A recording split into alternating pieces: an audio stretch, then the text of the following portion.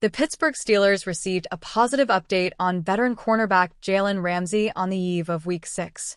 The Pittsburgh Post-Gazette's Ray Fittipaldo reported Ramsey was expected to play Sunday against the Cleveland Browns. That report has come to fruition. Ramsey was not included on the team's Week 6 inactive list an hour and a half prior to the Browns matchup.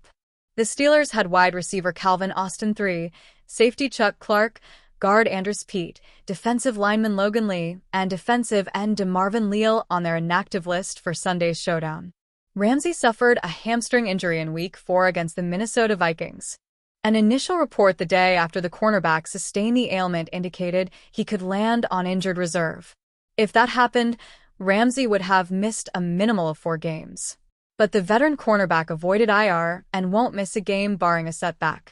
The Steelers had a bye in Week 5 while traveling back from Dublin, Ireland. Ramsey received the opportunity for extra rest with the bye week.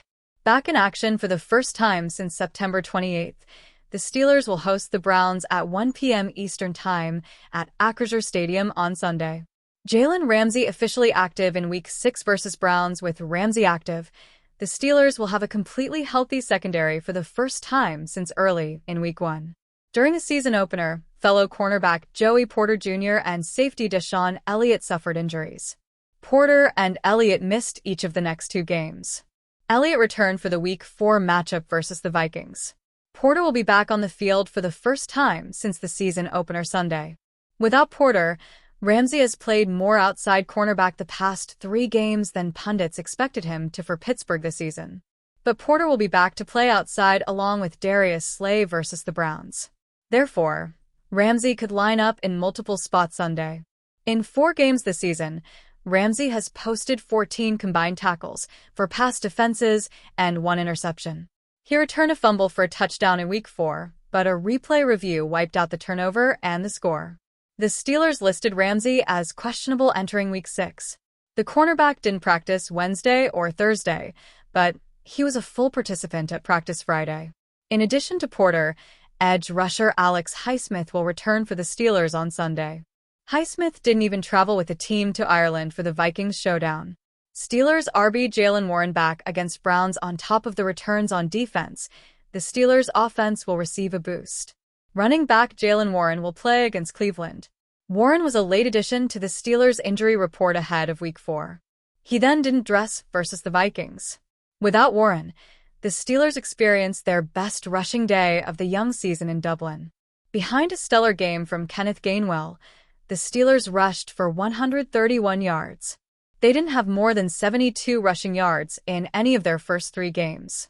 Even with Warren back, though, the Steelers will have their hands full to generate a rushing attack in Week 6. The Browns' defense has allowed the fewest yards per carry in the NFL this season. Warren has run for 132 yards, averaging 3.1 yards per rush in 2025. He's also had 11 receptions for 142 yards. Warren hasn't tallied a rushing touchdown yet, but he does have a receiving score this season. The Steelers, though, will be without one of their starting wideouts, Austin, for the first time this season. Austin suffered a shoulder injury during Week 4. The Pittsburgh Steelers have jumped out to a 3-1 start this season and lead the AFC North thanks largely to a strong performance from the timeless Aaron Rodgers, but not everyone believes he is doing so well. The analysis outlet Pro Football Focus ranked Rodgers as the worst starting quarterback in the NFL this season, marking him down for failing to stretch the field. The ranking has sparked some controversy, with others closer to the team defending Rodgers for doing what the team has asked of him so far this season. Steelers Insider pushes back on ranking reporter Joe Starkey of the Pittsburgh Post-Gazette called out PFF for their league worst ranking of Rodgers, noting that the outlet tries its best to measure all of the intangibles for players, but falls short. Starkey believes that's the case for Rodgers, saying his PFF score is a poor reflection of how well he's been playing this year. The Steelers have needed a lot from Rodgers, and here's the important part that PFF seems to ignore. He's working around an offensive line that nearly got him killed in the first few weeks of the season and only has one legit wide receiver, Starkey wrote. The Steelers reporter added that Rodgers has a knack for making winning plays, which is exactly what he's done while leading Pittsburgh to a 3-1 record so far this year. What Rodgers has done is deliver the ball accurately, and make plays in big moments. He's thinking the game and mostly winning the game, Starkey wrote. In fact, the Steelers are winning largely because of Rodgers, not in spite of him. He was spectacular by any measure, except PFF's, in the season opener against the Jets, going 22 of 30 for 230 yards, 4 touchdowns and no interceptions with a brand new team. Rodgers is having a strong statistical season as well, completing 68.5% of his passes for 786 yards with 8 touchdowns and 3 interceptions, good for a 102.6 passer rating. Others have joined Starkey in pushing back on the ranking, generating some controversy, as they believe the ratings don't accurately reflect just how efficiently the veteran quarterback and former MVP has been playing. Fox Sports host Colin Cowherd called out the analysis outlet for ranking Rodgers below some clearly underperforming quarterbacks. Not to be obnoxious to PFF, but I'm going to go with no. He's not the worst, Cowherd said.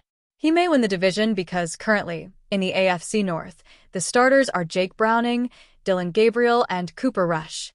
Aaron Rodgers explains new approach. Rodgers is aware that he hasn't been stretching the field much this season, telling reporters this week that it's a reaction to opposing defenses trying to keep the offense from making big plays. Rodgers said as long as opponents remain in 2 high safety formations meant to take away the long ball, the Steelers will continue to pick apart those defenses with shorter passes. Until we get them in 1 high safety, it's going to be precision passing and short of the sticks, Rodgers said. If you're playing cover 2, there's not going to be a lot of shots open down the boundary. We're just trying to be efficient. The Pittsburgh Steelers are expected to be in the trade market as they explore adding players to their team, and the obvious position to do that remains wide receiver. NFL Network's Ian Rappaport says the 0-5 New York Jets are already looking for teams to make trades with, and the Steelers could have an easy one to make. Wide receiver Alan Lazard will not play with the team in London after he was ruled out with a personal issue. A former Aaron Rodgers target, the trade for the Steelers would make a lot of sense to add size to the room and a former Rodgers target with built-in chemistry. So far this season, Lazard has just 3 catches, and while he was eager to prove himself away from Rodgers, it might be better for him to settle back into a comfortable pocket. There would be little learning curve for Lazard, too, which would help the Steelers get an instant boost of help to their wide receiver room. Pittsburgh is in need of size in that room outside of DK Metcalf and Ben Skowronek, and Lazard would bring that to the table, with the cost likely be a late-day 3 pick that would not hurt their standing in the 2026 NFL Draft at all. The team could shoot for bigger fish, too, but Lazard still might be the likeliest option of them all given his connection to Rodgers.